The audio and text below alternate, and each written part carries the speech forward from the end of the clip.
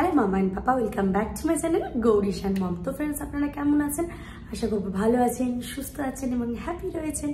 আমি ভালো আছি ফ্রেন্ডস, এবং আমার বেবিটাও ভালো আছে। আশা করবো আপনারাও ভালো আছেন এবং আপনাদের ছোট ছোট বেবিরাও ভীষণ ভালো আছে। তো ফ্রেন্ডস, আজ আমি আপনাদের সাথে শেয়ার করব অনেক ভিউয়ার্সের রিকোয়েস্টেড একটা ভিডিও, যে সি সেকশন ডেলিভারিতে তাড়াতাড়ি ফার্স্ট কিভাবে আপনারা আপনাদের সেলাইটাকে শুকোবেন। তো সেই সমস্ত সম্পর্কে আজকে ভিডিও আলোচনা করবো। তো এর উপর আমি অনেক ভিডিও করেছি যে কি কি মিস্টেক করা যাবে না, সেই সম্পর্কে ভিডিও অলরেডি আমি করে দিয়েছি। কিভাবে আপনি এই সময় নিজেকে টেক কেয়ার করবেন তার উপর কিন্তু অবশ্যই ভিডিও করা আছে, আপনারা গিয়ে ভিজিট করুন, ডিটেলসে আলোচনা করা আছে, আপনাদের অনেকটা হেল্প হয়ে যাবে।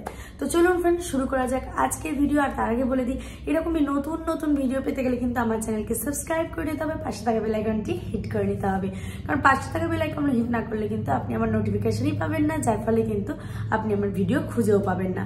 তো অবশ্যই বলবো, যখনই আপনারা সাবস্ক্রাইব করবেন পাশে থাকা বেল আইকনটি হিট করবেন, যাতে পরবর্তী ভিডিও দেওয়া মাত্রই নোটিফিকেশন আগে আপনার কাছে পৌঁছে যায়। তো চলুন ফ্রেন্ডস, কথা না বলে শুরু করা যাক আজকে। প্রথমেই আগে যেটা বলবো, সি সেকশন ডেলিভারি কিন্তু ভীষণই একটা ডিফিকাল্ট ডেলিভারি। যাদের ন্যাচারালি এখন কিন্তু এই ডেলিভারি নর্মাল হয়ে গেছে, অনেকেই কিন্তু রিস্ক নিতে চায় না নর্মাল ডেলিভারির জন্য, তার জন্য কিন্তু সি সেকশন ডেলিভারি করা হয়। অনেকের আবার প্রবলেম কিছু হয়, যার ফলে কি চাইলেও কিন্তু নর্মাল ডেলিভারি হয় না, সি সেকশন ডেলিভারি করতে হয়। তো ন্যাচারালি ফ্রেন্ডস, এমন কিছু আমি আজকে আপনাদের টিপস দেব যেগুলো কিন্তু আপনার হিলিং খুব তাড়াতাড়ি কিন্তু আপনি রিকভারি হয়ে যাবেন এবং খুব তাড়াতাড়ি কিন্তু আপনার সেলাই জায়গাটি শুকোবে। তো অবশ্যই বলবো আজকের ভিডিও প্রথম থেকে শেষ অবধি দেখুন, ভিডিওটি অবশ্যই আপনাদের অনেকটা হেল্প হয়ে যাবে। আর অবশ্যই লাইক, শেয়ার এবং কমেন্ট করুন, কারণ ওগুলোর মাধ্যমে দিয়ে কিন্তু আপনার সঙ্গে আমার কানেকশন আরো দ্রুত কিন্তু এগিয়ে যাবে। তো চলুন প্রথম পয়েন্টে আসা যাক। 1 নম্বর যে পয়েন্টটি বলবো সেটি হচ্ছে, ভেরি ফার্স্ট শুকোনোর জন্য কিন্তু আপনাকে প্রচুর পরিমাণে রেস্ট নিতে হবে। কারণ সি সেকশন ডেলিভারি কিন্তু খুব একটা সহজ ডেলিভারি নয়। ডেলিভারির পূর্বে যেমন কষ্ট হয় না, ডেলিভারির পরে কিন্তু ভীষণই কষ্ট হয়।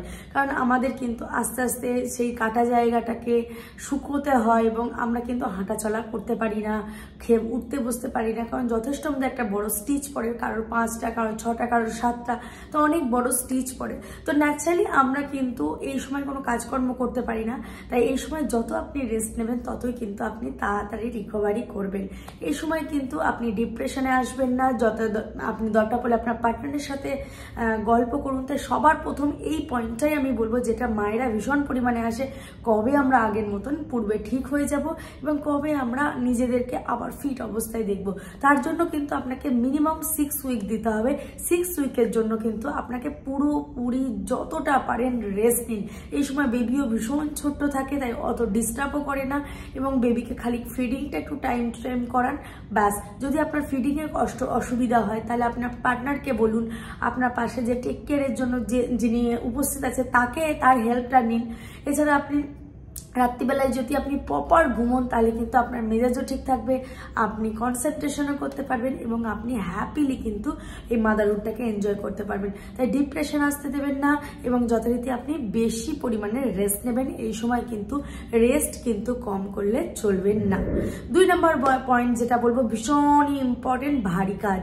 অনেক মা আছে যে নিজে বেবির টেক কেয়ার প্রচুর পরিমাণে করতে চায়, কিন্তু ফ্রেন্ডস মিনিমাম 1 থেকে 1.5 মাস অন্তত নিজেদের টাইম দিন। তারপর যখন আপনার উপরটা মোটামুটি শুকিয়ে যাবে, ডক্টর আপনাকে ক্লিন চিট দিয়ে দেবে, তখন কিন্তু আপনি আস্তে আস্তে বেবির কাজ করুন।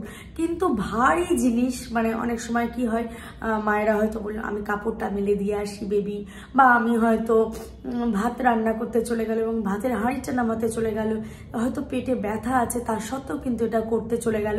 এগুলো কিন্তু করবে না, ভারী কাজ করা চলবে না। কারণ সেলাইয়ে কিন্তু চাপ পড়লে সেলাইয়ের ক্ষতি হতে পারে এবং যার ফলে কিন্তু হিলিং হতে বেশি টাইম নিয়ে নেবে এবং আপনার কিন্তু সেই জায়গা থেকে হার্নিয়া হতে পারে। 1.5 মাস থেকে 2 মাস কিন্তু কোনো ভারী কাজ একদম করা চলবে না।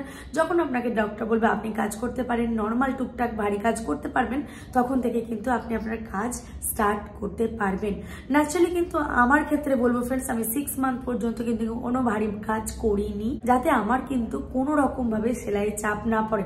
ডক্টর আমাকে বলে দিয়েছিলেন প্রপারলি যদি শুকোতে হয় তাহলে কিন্তু 6 মান্থ লাগে, কিন্তু সবার ক্ষেত্রে প্রয়োজন হয় না।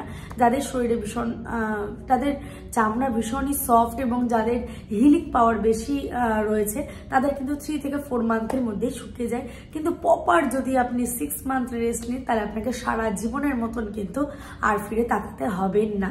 তো অবশ্যই বলবো মিনিমাম কিন্তু আপনি 1.5 থেকে 2 মাস দিন কোনো রকম ভারী কাজ কিন্তু করবেন না, যেমন জামা কাপড় তোলানো, জিনিস সরানো, কারণ প্রেসার ক্রিয়েট হবে, যার ফলে কিন্তু স্টিচে গিয়ে কিন্তু আপনার ভীষণ প্রেসার পড়বে, এর ফলে কিন্তু স্টিচ অনেক সময় খুলেও যায় ফ্রেন্ডস। তো অবশ্যই বলবো কোনো রকম ভাবে কিন্তু ভারী কাজ করবেন না। আচ্ছা, বেল্ট অবশ্যই বলবো বেল্ট কিন্তু আমাদের অনেকটা ফিট করতে সাহায্য করে, আমাদের হিলিং করতে সাহায্য করে, ভেরি ফার্স্ট আমাদের স্টিচ শুকাতে সাহায্য করে।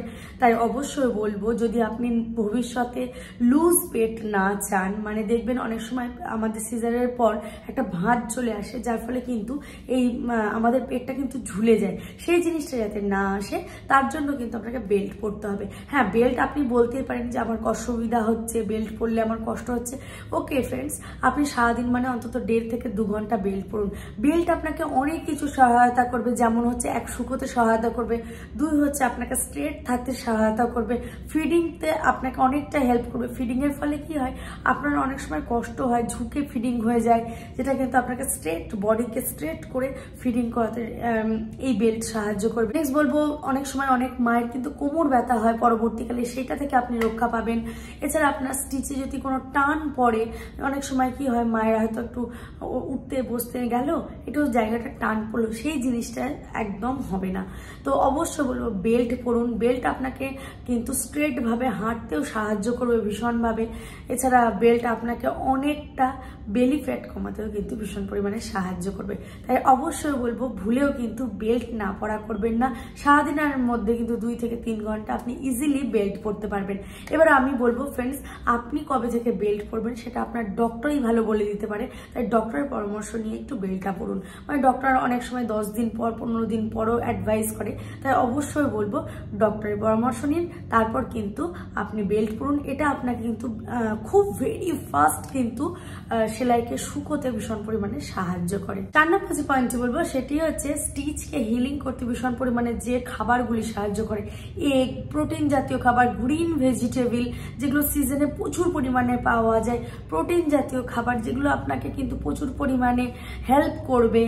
তারপর মেডিসিন, ডক্টর যে আপনাকে মেডিসিনগুলো দেবে সেই মেডিসিনগুলো তো তার পাশাপাশি আপনাকে খেতে হবে, চেষ্টা করতে হবে প্রোটিন, আয়রন, ফাইবার, ক্যালসিয়াম এই ধরনের খাবারগুলো যাতে আপনার প্রতিদিনের ডায়েট যাতে থাকে সেই ব্যবস্থাটা আপনাকে করতে হবে। এইগুলো কিন্তু আপনাকে ভীষণ পরিমাণে হেল্প করবে তাড়াতাড়ি হিলিং করতে।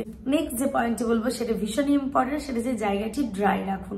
মানে ওই জায়গাতে কিন্তু আপনি মিনিমাম আপনাকে 1 মান্থ কিন্তু ড্রাই রাখতেই হবে। আপনি হ্যাঁ, অনেকে আর বলে যে আপনি স্নান করতে পারবেন না, অবশ্যই আমি বলবো স্নান করতে পারবেন।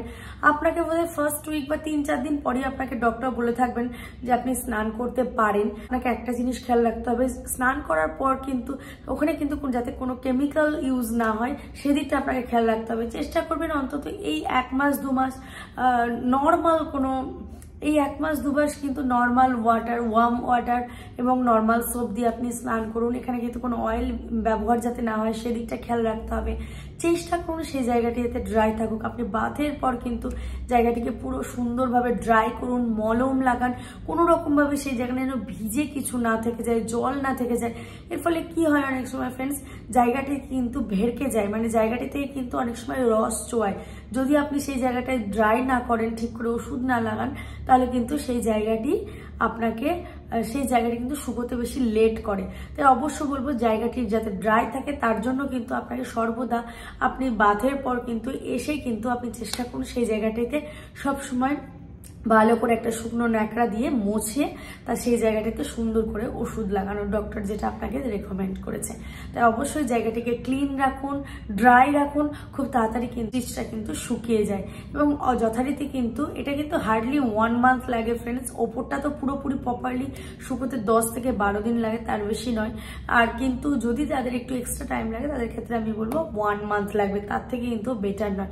কিন্তু মিনিমাম আপনাকে 6 উইক কিন্তু সেই জায়গাটিকে বিশেষ পরিমাণে খেয়াল রাখতে হবে যাতে রেডনেস কিছু না দেখা যায়, কোনো জেলি যেন বেরিয়ে না আসে, তারপর জায়গাটি যাতে কোনো রকম আপনার ব্যথা হয়, ফোলা ভাব হয়, তাহলে অবশ্যই ইমিডিয়েট ডক্টরের সাথে আলোচনা করবেন। কোনো রকমভাবে কিন্তু লেট করবেন না, আর জায়গাটি কিন্তু চেষ্টা করবেন সবসময় ড্রাই। এইসব জিনিসগুলো আপনারা খেয়াল রাখুন ফ্রেন্ডস, দেখবেন আপনার অটোমেটিক কিন্তু হিল হয়ে যাবে স্টিচ, এবং আপনি কিন্তু ইজিলি আপনি পূর্বের ফর্মে ফেরত আসতে পারবেন। তো আই হোপ গাইজ আমি বোঝাতে পেরেছি। এই ছিল আমার কয়েকটি পয়েন্ট যেটা কিন্তু আপনাদের অবশ্যই নিজেদের খেয়াল রাখতে হবে। আর স্টিচ শুকানোর জন্য কিন্তু কোনো তাড়াহুড়ো নয় ফ্রেন্ডস, কয়েকটি দিন আপনাকে একটু খেয়াল রাখতে হবে, ব্যাস দ্যাটস ইট ফ্রেন্ডস। তারপরে কিন্তু আপনারা অটোমেটিক্যালি আগের ফর্মে ফেরত আসতে পারবেন। তো আই হোপ গাইজ আমি বোঝাতে পেরেছি আজকের ভিডিও। তো এখানেই দিয়ে এন্ড করে দিলাম ফ্রেন্ডস আজকের ভিডিও। দেখা হবে একটা নতুন ভিডিওতে। Okay friends, bye bye. ভালো থাকবেন, সুস্থ থাকবেন, হ্যাপি থাকবেন।